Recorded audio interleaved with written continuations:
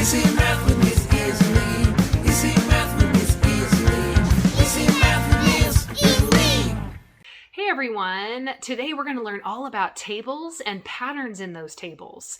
I thought it'd be really fun to go ahead and learn about it at a smoothie place and a coffee shop. And before we begin, don't forget to subscribe so you can see all of my videos and learn all about all the different math objectives that I teach about. All right, let's dig in. All right, come with me to the smoothie place to learn a little bit about tables.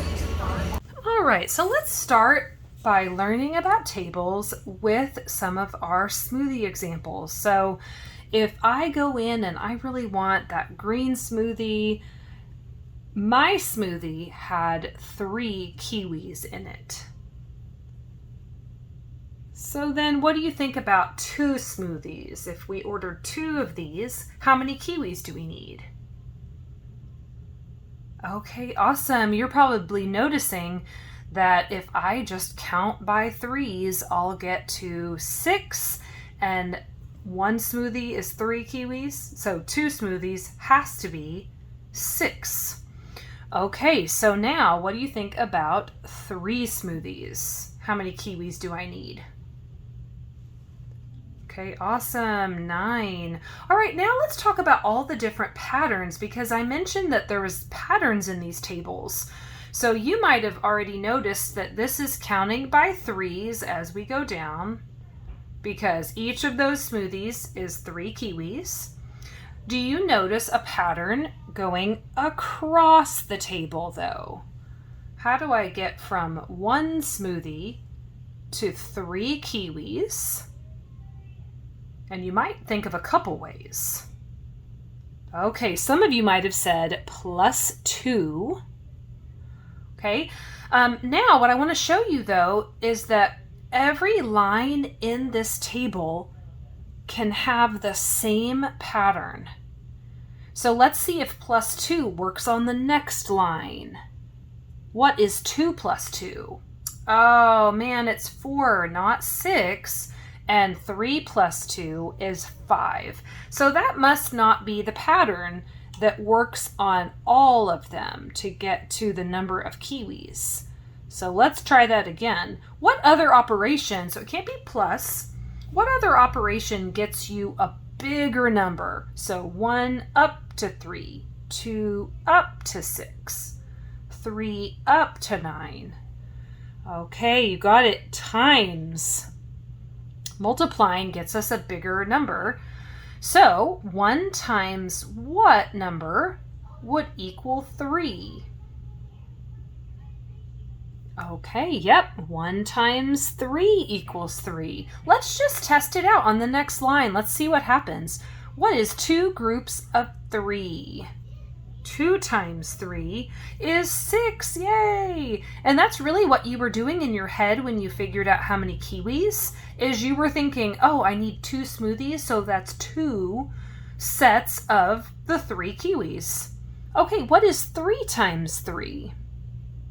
Yay, it's 9. 3 groups of 3 kiwis is 9, so that works. That means we could do the next line and we could use our pattern right here, or I also like to call it a rule, and we could find out the kiwis that way. There's really 2 ways you could do this. We could count here, or we could go across using the pattern. So what is 4 groups of 3? Okay, awesome. We have 12 kiwis. If someone came in and ordered 4 smoothies, they would need 12 kiwis. Great job.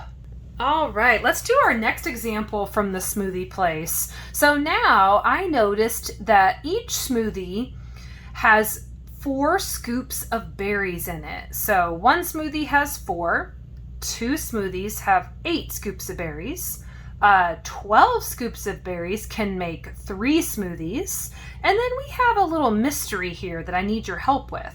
So I am not sure how many scoops of berries I need for 4 smoothies. So why don't you help me out?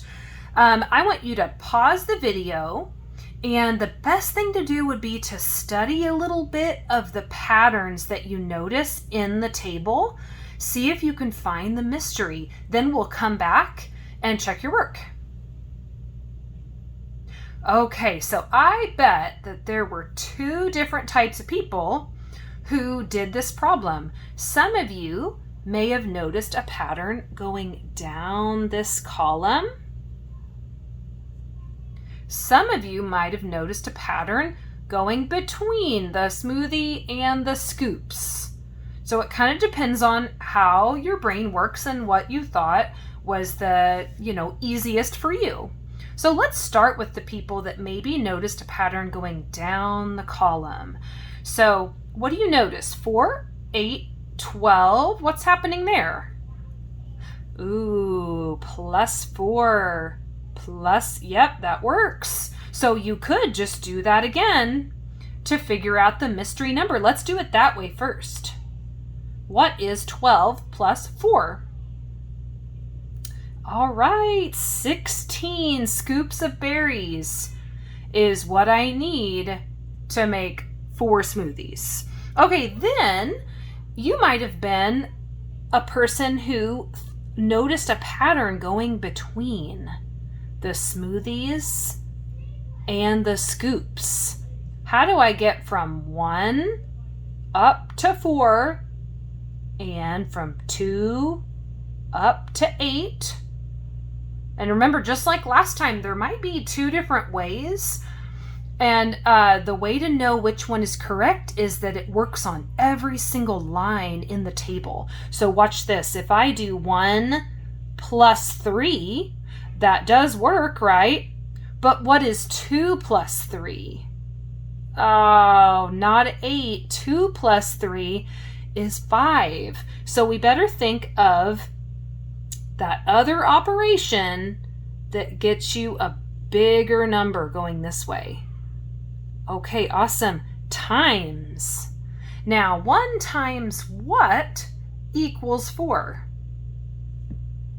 Ooh, 4. Anything times 1 equals itself. So perfect. Okay, what is 2 times 4?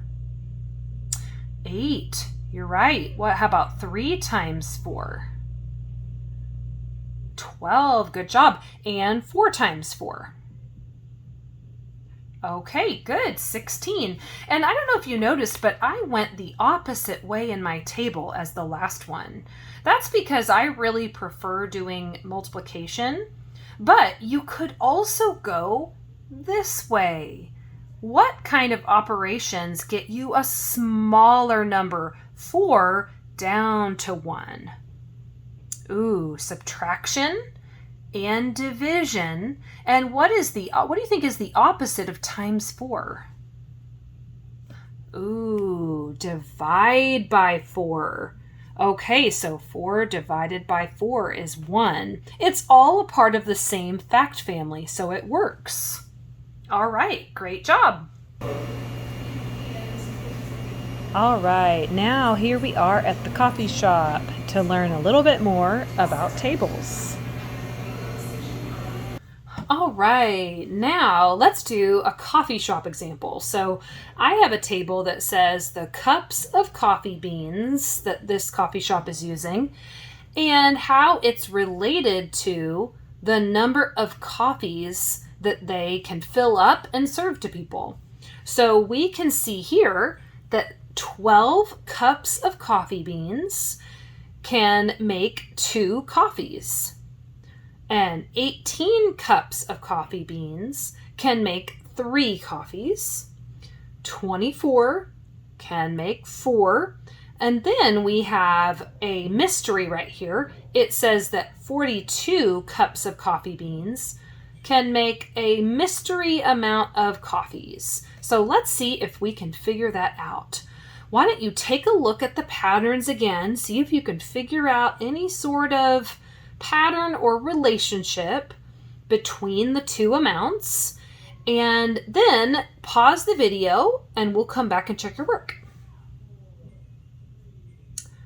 Okay, so once again, you might have looked for a pattern going this way or that way, or you might have found a pattern going down. And so let me start with going down again this time. So 12 plus 6, and then plus another 6. And then, oh dear, I'm glad we checked the pattern going down because this skipped some numbers. Did you notice that? If I do plus 6 again, I get 30. So this table must have skipped some numbers and went to a bigger amount of coffee beans just to see if we were really paying attention. I've seen that a lot. And so on this side, 2, 3, 4, I'm guessing that it's not going to go just straight to 5 then. So in that case, we might really need to look at the relationship between these two columns to make sure that we're doing this right. So let's think about it this way. How do I get from 2 up to 12 and from 3 up to 18? Okay, you might have noticed that, let me write this on the side, 2 times 6 equals 12. And 3 times 6 equals, good, 18. Okay, so that works going that way. So then if that's the case, what is the pattern going this way, the opposite way? What's the other problem in this fact family? Okay, awesome. You're noticing that 12 divided by 6 equals 2. So that works right here, divided by 6. Okay, what about 18 divided by 6? Ooh, we know that works because 3 times 6 was 18, so the opposite is true too. 18 divided by 6 is 3. Okay, then we've got 24 divided by 6. What is that? Oh, you might be a little unsure on that one if you're not super familiar with all of your 6 facts, but that's okay because we can always check. 4 times 6 equals 24. So 24 divided by 6 would equal 4. It has all the same 3 numbers in that fact family. Okay, so now, even though they skipped some numbers, we can do this because we can take 42 divided by 6 and get that mystery number. Why don't you pause the video, see if you can work that out, and then we'll come back and check your work.